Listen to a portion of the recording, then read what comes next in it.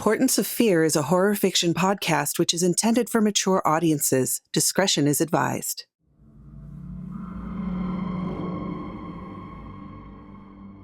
Welcome, Fearlings, to another weird and horrifying tale made just for you. I am your host, Michulhu, and I'll be your guide into the macabre and mysterious. In tonight's story, we revisit the zombie apocalypse in The Death Cloud Files. Before we get started, take a moment to like, subscribe, and ring that notification bell so you don't miss a single terrifying story. Allison Hahn, 20, Catalina Island, 8 o'clock a.m. The morning patrol was uneventful, which is exactly how Allison liked it. She returned to her tent, wrestled off her clothes, and collapsed onto the cot. Every day, she looked at Samuel's picture sitting on a crate next to the bed. He'd saved her. She couldn't save him. The anger of this fact had grown into a vile root in her heart. Outside, refugees from Los Angeles started their day. Cooking, farming, fishing, and multiple other things to keep the camp going needed to be done. The clamor of work didn't keep Allison awake, though. She fell into a deep sleep. Zach still haunted her every time she closed her eyes. It had been 2 years, and she could still see his perplexed face. Could she have done more to save him? She wasn't sure.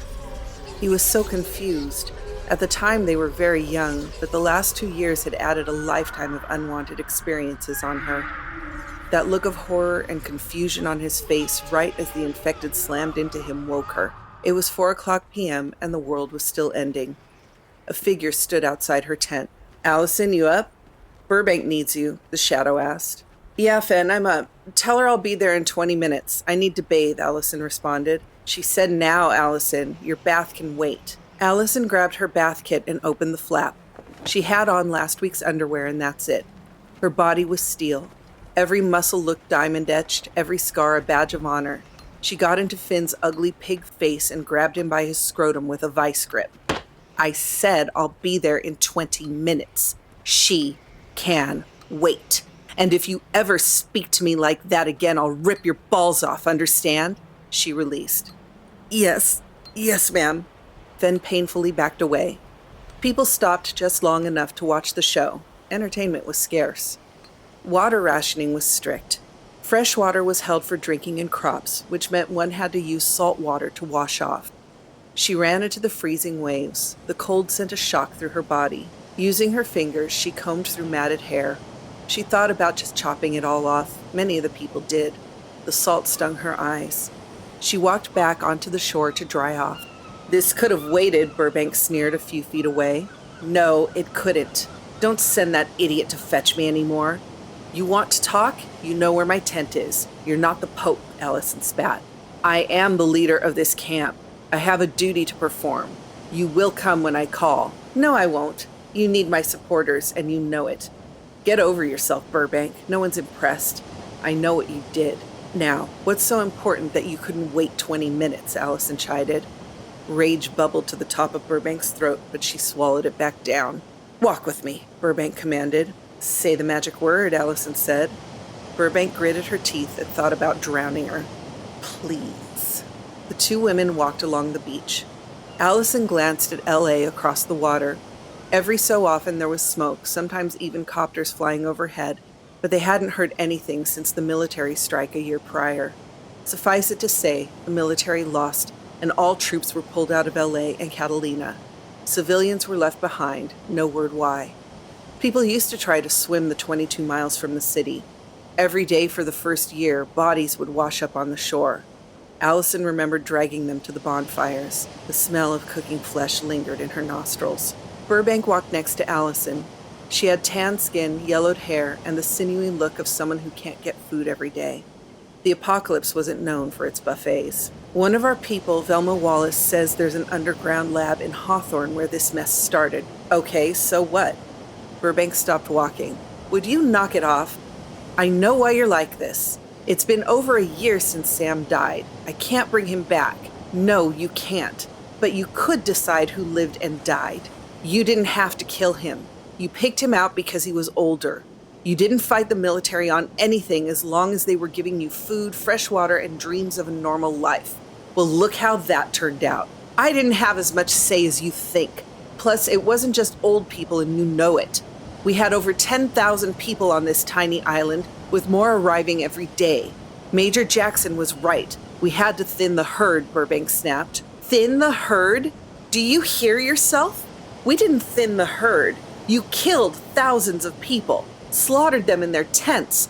We could have found another way. No, we couldn't, and you know that. We're still dangerously overpopulated. Food is running out. It hasn't rained enough. We're in trouble, Allison. You have to snap out of this depression. I need your support. I need you to let go of the hate you have for me, or a lot more people are going to die.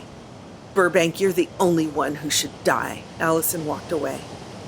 Manuel Gomez, 36, San Diego, California, 4 days after contagion, 3:00 a.m. Manuel screamed himself and the rest of his family awake. Baby, it's okay. You were dreaming, Rosa comforted. She signaled the kids to go back to sleep. Manuel put his head in his hands. I know. I'm sorry, honey. I need to go back. I need to find Mom and Dad. I should never have left them behind, Manuel said. Sweetie, your mother told you to leave. She wanted us and the kids to be safe. She said she'd get here as soon as she could. Rosa, it's been 4 days. Mom hasn't even called. They didn't make it out. I don't think they even left the donut shop. I have to go back. If they're those things now, I need to put them to rest. No, you heard the news. The military has quarantined all of LA County. No one in or out. They're doing sweeps of neighborhoods to find survivors. Let them deal with it. You're needed here. The sound of crying drew their attention. It was Maria, their 7-year-old. Maria, baby, it's all right. Daddy, you can't go. It's okay, baby. See, Manuel, you're scaring the kids. Manuel took Maria's hands. My sweetheart, I love you. I know you don't understand now, but I have to go help your grandma and grandpa. The most important thing is to be there for your family. I'll be back before you know it. This is insane, Manuel. What about us and your siblings? We're your family as well, and we need you, Rosa insisted. Richie and Leonardo can take care of you and the kids till I get back. I want you all to go to Mexico. What? We've never been to Mexico. My Spanish sucks. I know, but you need to get as far from LA as you can. I don't think the military can contain this. The news says that the infected could already be outside the county. Manuel jumped out of bed and started to put his clothes on. What if they decide to nuke the site? Then they nuke the site. Love, these are my parents. I'm going. You'll be okay. He walked to the door, and they all started crying. It didn't stop him. Outside, the air was cool. He could hear Rosa trying to settle the kids down inside. His heart broke. You're going back to find Mom, aren't you? Richie asked. Manuel hadn't seen him standing outside his motel room. Yeah. I'm coming with you. No, kid brother, you're not. You have to get the family to Mexico. I'm counting on you. Fine, but you know it won't be easy getting back into the city. Plus, you hate guns. How are you going to defend yourself? Richie pressed. Not sure, to be honest. Right. Mom always put too much faith in you. They both smiled. Richie threw Manuel his keys. Take my bike. It'll get you there fast and you can avoid the police. Also, stop by my place. I left some guns in the upstairs closet. Thanks, Richie, Manuel replied. You're welcome. You better get going. They hugged, and Manuel rode off into the early morning darkness. Velma Wallace, 52, Secret Lab, 6 miles below Hawthorne, California, Infection Day, 8:00 a.m. Velma stared at the television screen. She couldn't understand what went wrong. All the driver needed to do was get XV3-7 out of the city. Her whole world was coming apart. Chaos spread as fast as the contagion. Saul, you said your driver was reliable. Does that look reliable? Velma snapped. She pointed at the screen. The outbreak was already on every channel. Saul put away his vape and considered how he'd get out of this situation. Rick was reliable. Wow. I didn't think the explosion would have been that big. I can't tell you what went wrong, but it's done. We can't put the genie back in the bottle, Saul pointed out. Velma turned quickly and advanced on Saul. Put the genie back in the bottle? You twit. I hold you personally responsible for this. Your death will be told to school kids to frighten them. Velma moved for her desk to grab her taser, but Saul, predicting her murderous rage, already had it in his coat pocket. He shoved it into her back. 75,000 volts coursed through her body. She contorted and fell like a redwood. All she could do was drool and twitch. I think not. I've had enough of your abuse for one lifetime, Velma. The staff and I are leaving. Good luck. The last thing Velma saw was Saul's foot slamming into her face. She woke up 2 hours later. The lab had been evacuated. Her phone and laptop were gone. The cherry on top? The doors to the lab were open. Security cameras showed movement. The infected had slowly filtered in. Saul left her to die.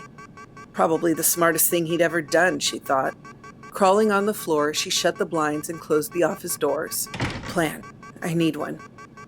If I can get to Lab 13, I can grab the antitoxin, save the right people, and maybe I fix this mess, she told herself.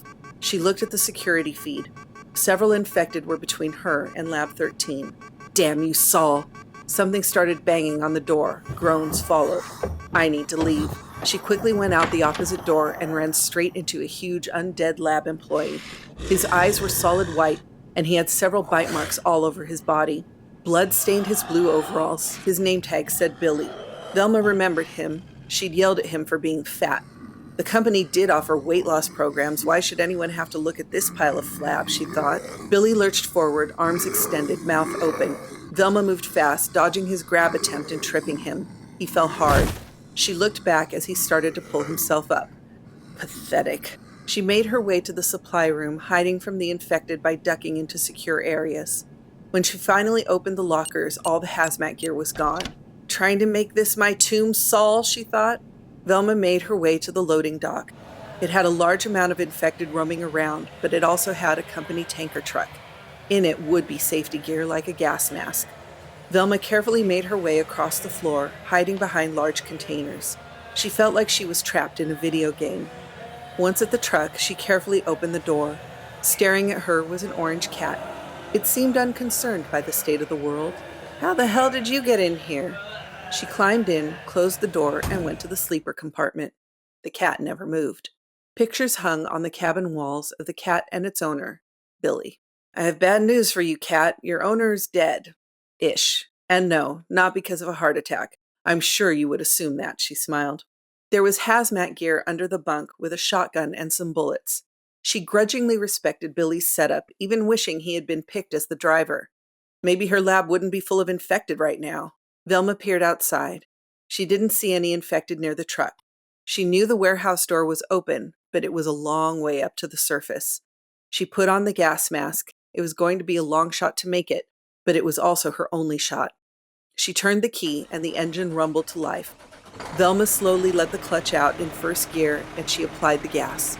The cat went back to the sleeper compartment and laid on the bed unfazed. The truck lurched forward, its sound drawing notice as expected.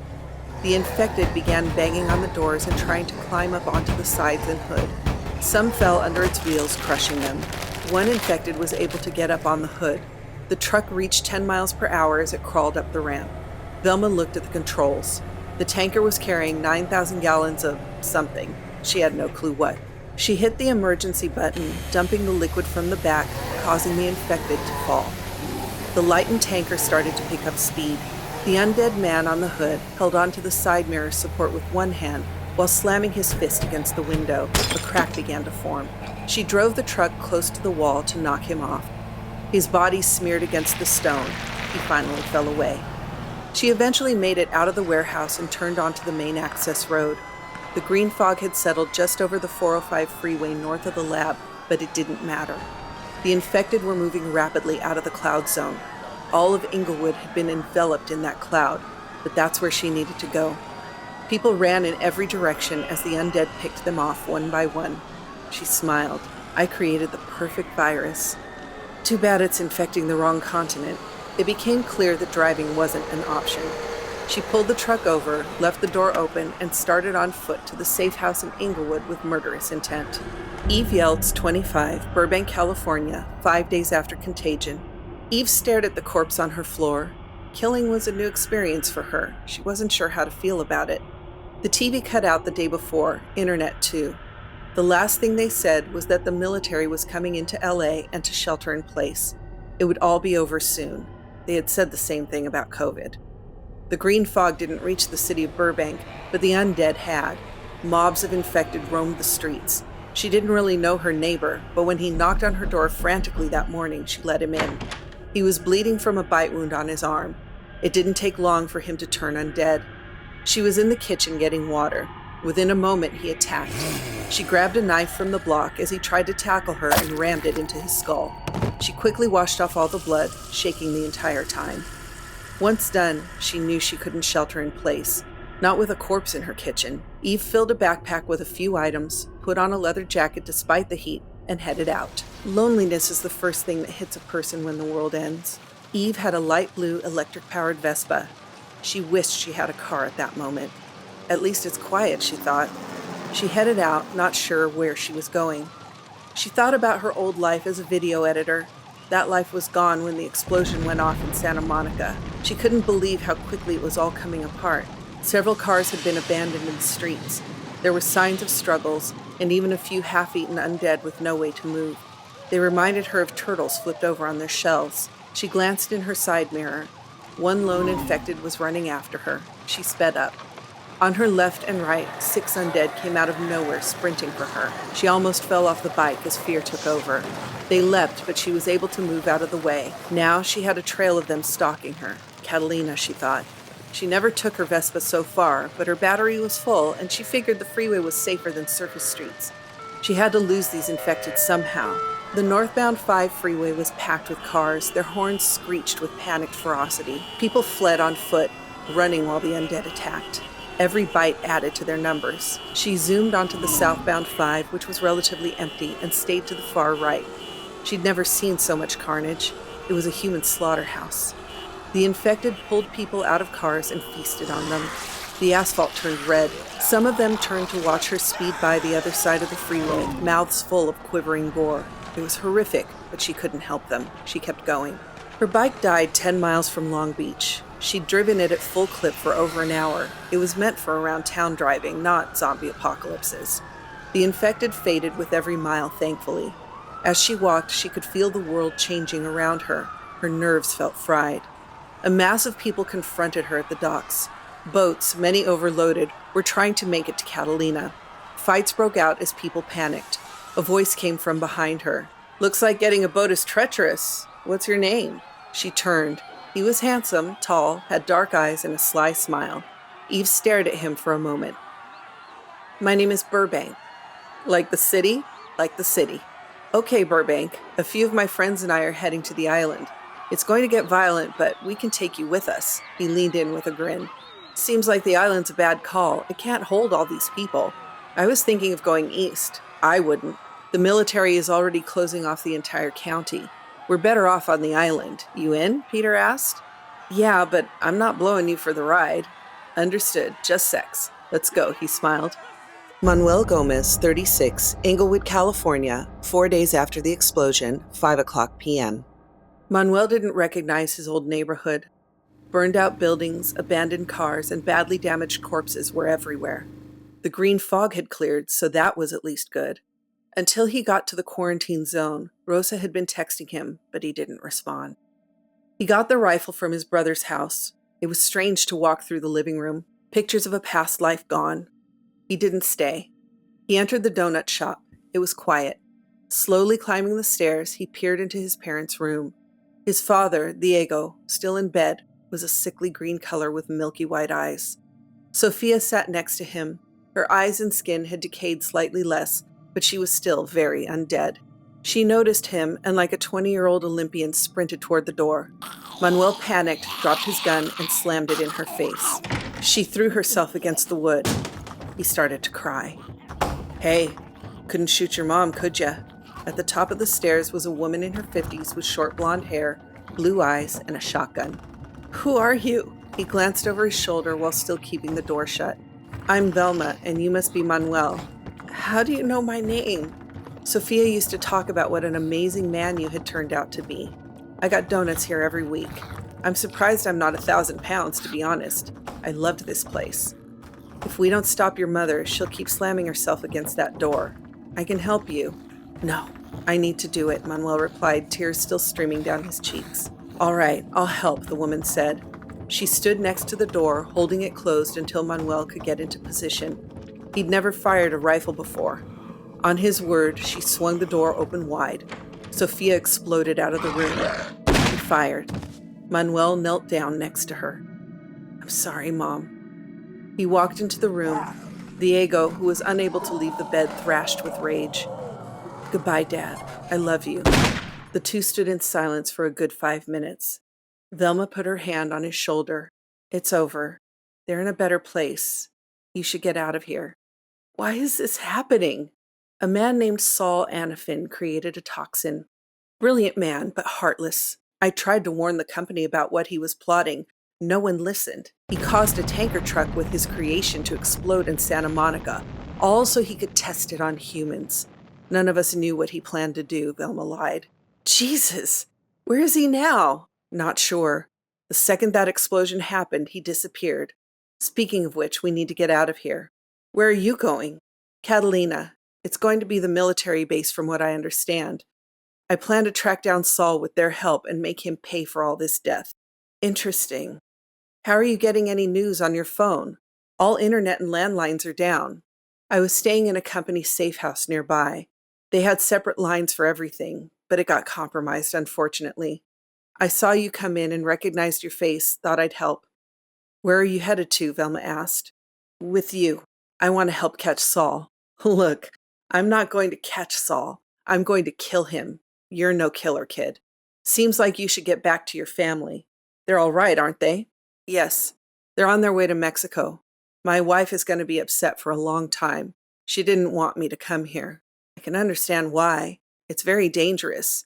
You should head back. She loaded the shotgun and cocked it, then laid it on her shoulder. Why did you do that? You're kidding, right? The undead are everywhere right now. You need to be ready. I really think you should get back home, Velma advised. I said I'm sticking with you. I'm going to find Saul. I want to see the man that killed my parents. He has to pay. You sure? It might take me a long time to catch Saul. I could just send word to you when he's dead. No, I need to do this. My brothers will watch my family while I'm gone.